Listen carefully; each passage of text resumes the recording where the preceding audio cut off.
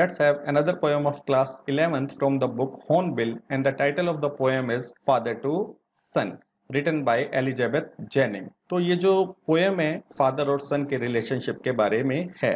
जो बेटा है अब वो बड़ा हो गया है, अब वो बच्चा नहीं रहा, इसलिए अब जो फादर और सन के बीच में रिलेशनशिप थी उसमें डिस्टेंस भी बढ़ गया है। लेकिन जो फादर है वो चाहता है कि मेरा रिश्ता मेरे बेटे के साथ वैसा ही बना रहे जैसा रिश्ता तब था जब वो बेटा स्मॉल था, छोटा था। इस पोएम में एक यूनिवर्सल अपील है कि फादर और सन के बीच में जो डिस्टेंस है वो बढ़ने लगता है जब बच्चा बड़ा हो जाता है। लेकिन ये जो पोएम है वो फादर के पॉइंट ऑफ व्यू से लिखी गई है कि वो क्या सोचता है अपने रिलेशन के बारे में अपने बेटे के साथ। अब हम इस पोएम को पढ़ते हैं और समझते हैं।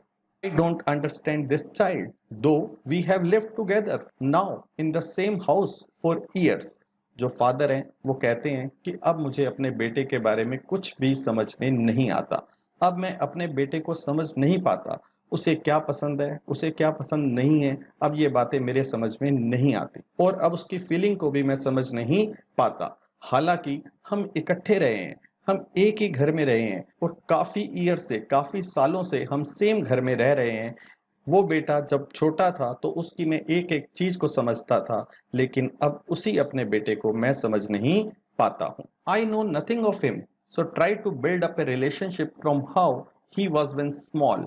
मुझे अब मेरे बेटे के बारे में ही कुछ भी पता नहीं है, इसलिए अब मैं कोशिश करता हूँ बिल्डअप करने की, बनाने की वही रिश्ता, बिल्कुल वैसा ही रिश्ता जैसा रिश्ता तब था जब मेरा बेटा स्मॉल था, छोटा था। मैं बिल्कुल वैसा ही रिश्ता दोबारा बनाना चाहता हूँ।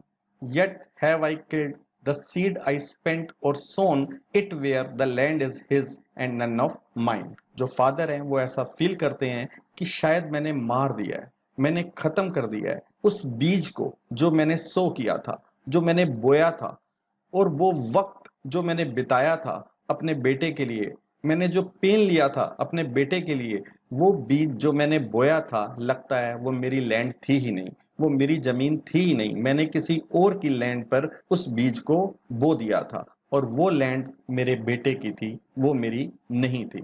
We speak like strangers, there is no sign of understanding in the air. हम फादर और सन जब बात करते हैं तो कैसे बात करते हैं? अजनबियों की तरह बात करते हैं, स्ट्रेंजर्स की तरह बात करते हैं, जैसे हमारे बीच में कोई रिश्ता है ही नहीं।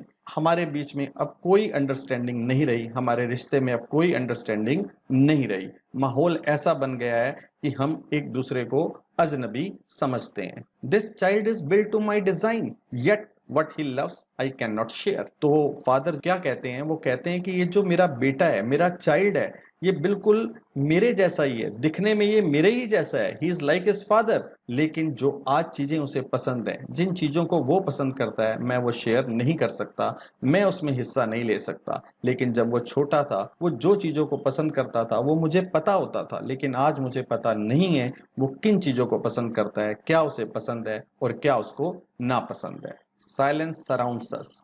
तो जो फादर हैं वो आगे क्या कहते हैं कि जब हम दोनों एक दूसरे की प्रेजेंस में होते हैं तो हमें एक चीज सराउंड करती है, एक चीज घेरे रखती है, और वो क्या है? साइलेंस। हम दोनों के बीच चुप्पी रहती है, हम बात नहीं करते जब हम इकट्ठा होते हैं। तो I would have him prodigal returning to his father's house, the home he knew, rather than see him make and move his world. Father आगे क्या कहते हैं कि मैं अपने बेटे को एक्सेप्ट करने के लिए तैयार हूं, उसके प्रोडिगल के साथ, उसकी फिजूल खर्चियों के साथ, लेकिन अगर वो रिटर्न कर जाए, अगर वो वापस आ जाए अपने फादर के घर में, वापस आ जाए, मतलब उसके फादर ये कहना चाहते हैं कि मैं ये नहीं देखना चाहता कि वो अपना एक अलग ही संसार बना ले और उसमें मूव कर जाए, अपने ही वर्ल्ड में मूव कर जाए, अपने ही संसार में चला जाए। मैं ऐसा नहीं चाहता, मैं ये चाहता हूं कि हम वैसे ही रहें जैसे हम रहा करते थे, जैसा हमारे बीच रिश्ता हुआ करता था जब वो स्मॉल था। लेकिन उनके बीच में अब ऐसा रिश्ता नहीं रहा।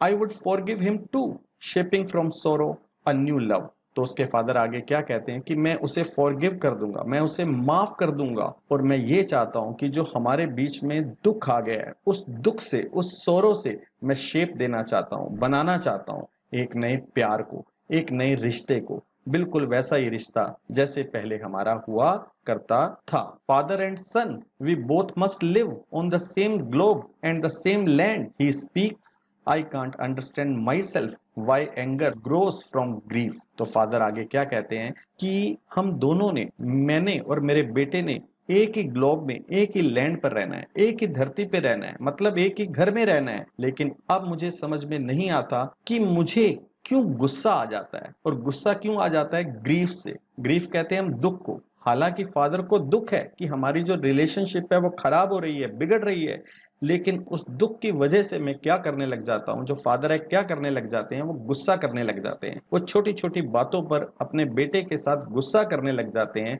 तो फादर कहते हैं ये बात मुझे समझ नहीं आती है, तो मुझे दुख, लेकिन मैं गुस्सा क्यों करने लग जाता हूँ? तो फिर क्यों ना ऐसा करें, we each put out an empty hand. हम दोनों क्या आगे करें, क्या लेकर आए? अपना अपना खाली हाथ। वो खाली हाथ क्यों कहता है जो फादर है? क्योंकि हमें दूर दूर रहकर, बेटे को और फादर को दूर दूर रहकर हमें कुछ भी नहीं मिला। हम अजनबियों की तरह रहे हैं, लेकिन इस चीज से हम दोनों को ही कुछ नहीं मिला, कोई बेनिफिट नहीं हुआ, कोई फायदा नहीं हुआ, बल्कि हमें दुख ही मिला है। Longing for something to forgive. और कहते हैं हम लॉन्गिंग करते हैं, हम इच्छा करते हैं कि कोई चीज हमें ऐसी मिल जाए, कोई बहाना हमें ऐसा मिल जाए कि हम एक दूसरे को माफ कर पाएं। एक्चुअली वो दोनों एक दूसरे से प्यार तो करते हैं और कोई बहाना भी ढूंढ रहे हैं कि हम दोबारा वैसे ही हो जाएं जैसे हम हुआ करते थे, लेकिन उनका एक साथ बिल्कुल वैसे होना मुश्किल हो रहा है, क्योंकि जो उनके बीच में जनरेशन गैप है, जो लाइफस्टाइल का डिफरेंस है,